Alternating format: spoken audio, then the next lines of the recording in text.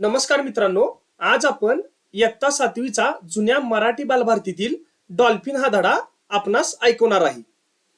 अरस्तू हे युनानमधील एक मोठे तत्वज्ञ होते.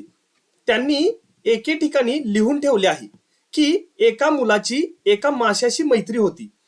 तो मासा त्या मुलाला आपल्या पाठीवर बसवून रोज सकाळी सरोवरच्या दुसऱ्या टोकाला असलेल्या शाळेपर्यंत पोहोचवत होता आणि संध्याकाळी परत आणत होता. तुम्हाला वाटेल ही एक शुद्ध थाप आहे. असा कोणता मासा आहे की जो आपल्याशी दोस्ती करू शकेल? परंतु असा एक मासा आहे. तो तुमच्याशी दोस्ती करतो, तुम्हाला मदत करतो आणि काही बाबतीत त्याचे आपल्याशी साम्य आहे. तुम्हाला माहीतच आहे की प्राण्यांमध्ये माकड, कुत्रा, हत्ती आणि घोडा हे सर्वात अधिक समजदार प्राणी आहेत. परंतु या सर्वांपेक्षा अधिक समजदार असा एक प्राणी आहे आणि तो म्हणजे डॉल्फिन मासा. मानवानंतर डॉल्फिन हा जगातला सर्वात अधिक बुद्धिमान प्राणी आहे. हाच एकमेव प्राणी असा आहे की त्याचा मेंदू मानवापेक्षाही मोठा आहे. डॉल्फिनच्या आणि मानवाच्या मेंदूत बरेच साम्य आहे. मानवाव्यतिरिक्त डॉल्फिन हा जगातला एकच प्राणी असा आहे की ज्याला न्यूमोनिया व हृदयविकार होतो. कित्येक डॉल्फिन हार्ट अटॅकने मरतात. मनुष्य व डॉल्फिन यांच्यात शारीरिक दृष्ट्याही बरेच साम्य आहे.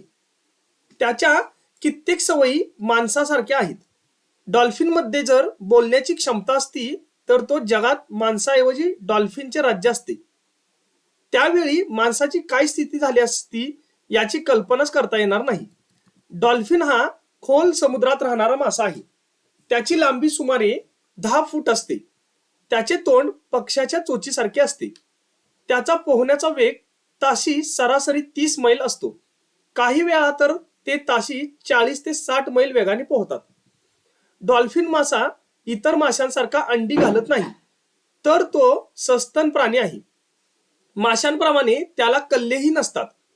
श्वास घेण्यासाठी मधून मधून त्याला पाण्याबाहेर यावे लागते. डॉल्फिन विभिन्न प्रकारचे 32 आवाज काढतो. डॉल्फिन माणसासारखा मोठमोठ्याने हसू शकतो, ओरडूही शकतो. शिकारीचा पाठलाग करताना तो गुरगुरतो आणि शिकार पकडल्याच्या आनंदाच्या भरात तो म्याव असा आवाज काढतो. शत्रूला घाबरवण्यासाठी तो उच्च स्वरात ओरडतो. डॉल्फिन माशाचे श्रवणेंद्रिय फारच तीक्ष्ण असते. आपल्या दूरच्या प्रवासात हे मासे एकमेकांशी एका विशेष प्रकारच्या ध्वनी लहरींनी संपर्क साधतात.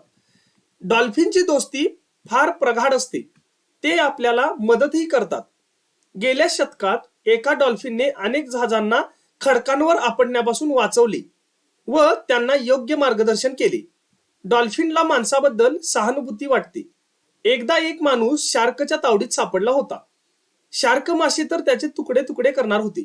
परंतु तेवढ्यात तेथे काही डॉल्फिन आले आणि त्यातल्या एकाने माणसाला शार्कच्या तावडीतून सोडवून आपल्या पाठीवर बसवले आणि वेगाने किनाऱ्याला पोहोचवले. मनुष्य त्या माशाच्या पाठीवरून उतरला. तेवढ्यात तो डॉल्फिन समुद्रास अदृश्य झाला. 1943 साली एक तरुणी पोहता पोहता खोल समुद्रात गेली. किनारा तिला दिसत नव्हता. त्यामुळे घाबरून ती बेशुद्ध पडली.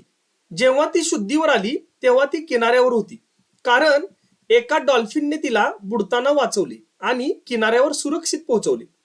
डॉल्फिन इतके माणसाळलेले आहेत की ते आपल्याला न घाबरता अगदी जवळ येतात आणि निरनिराळ्या प्रकारचे खेळ खेळतात. आता डॉल्फिनचे खेळ सार्वजनिक प्रदर्शनात दाखवले जातात. ते निरनिराळ्या कसरती दाखवून प्रेक्षकांचे मनोरंजन करतात. डॉल्फिन माणसांबरोबर किती मिसळतात याचे एक उदाहरण आहे. एके दिवशी कृष्ण सागराच्या किनाऱ्यावरील अनापा शहरात समुद्र स्नान करून शेकडो लोकांची पर्वा न करता एक डॉल्फिन किनाऱ्यावर आला. लोकांनी त्याला उचलून कोळ्यांकडे दिला. त्याला त्यांनी समुद्रात सोडले. परंतु तो डॉल्फिन पाण्यातून पुन्हा किनाऱ्यावर आला. लोकांनी त्याला भीती दाखवण्याचा प्रयत्न केला, परंतु तरीही तो पुन्हा पुन्हा किनाऱ्यावर येतच होता. तेव्हा किनाऱ्यावरील रक्षकांच्या लक्षात आले की या डॉल्फिनच्या शरीरातून रक्त येत आहे. त्याने ओळखले की डॉल्फिन जखमी झाला आहे. एका नर्सने प्रथमोपचार पेटी आणली व त्याच्या जखमेवर औषध लावून पट्टी बांधली. त्या डॉल्फिनने एक फेरी मारली, जणू तो लोकांना अभिवादन करत होता.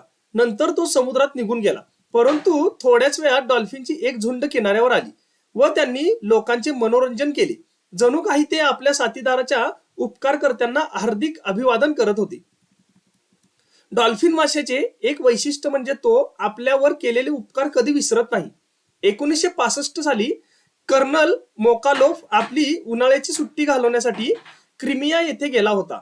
तो एके दिवशी किनाऱ्यावर फिरायला गेला असताना त्याला एक डॉल्फिन मासा तडपताना दिसला. त्याला दया आली.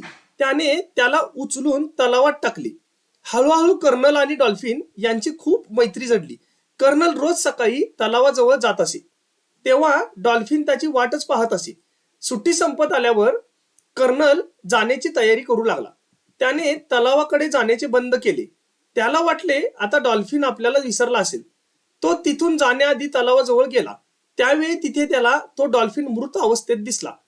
आपल्याला जीवदान देणाऱ्या बऱ्याच दिवसातून आला नाही, म्हणून त्याने आपले प्राण अर्पण केले असावेत. अशाच एका डॉल्फिनचा आपाजाकचा पुतळा न्यूझीलंडच्या किनाऱ्यावर उभारण्यात आला आहे. आपोजाक आणि तेथील पोहणारे यांच्यामध्ये फार मैत्री होती. आपोजाक त्यांच्याबरोबर वॉटर पोलो खेळत असे. तसेच तो लहान मुलांना आपल्या पाठीवर बसवून समुद्रात फिरवून आणत असे. परंतु एके दिवशी एका वेगवान नावेने आपोजाकला टक्कर दिली, तेव्हा तो मरण पावला. किनाऱ्यावरील त्याच्या मित्रांनी वर्गणी गोळा करून किनाऱ्यावरच त्याचा पुतळा उभारला. तो पुतळा त्या डॉल्फिनच्या आठवणीची साक्ष देतो.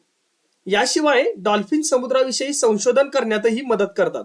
1960 साली जेव्हा अमेरिकन शास्त्रज्ञांनी समुद्रात संशोधन सुरू केले, तेव्हा एका डॉल्फिनने त्यांना बरीच मदत केली. शास्त्रज्ञांनी खोल पाण्यात एक प्रयोगशाळा स्थापन केली होती.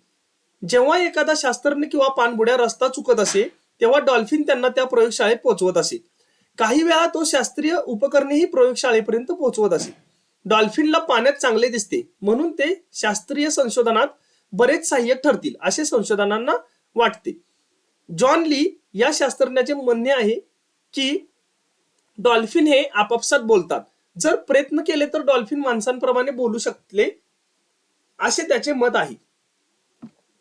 तो सध्या अनेक डॉल्फिनवर प्रयोग करत आहे. त्यातील एका डॉल्फिनचे नाव त्याने एलोरा ठेवले आहे. त्याला तो बोलायला शिकवत आहे.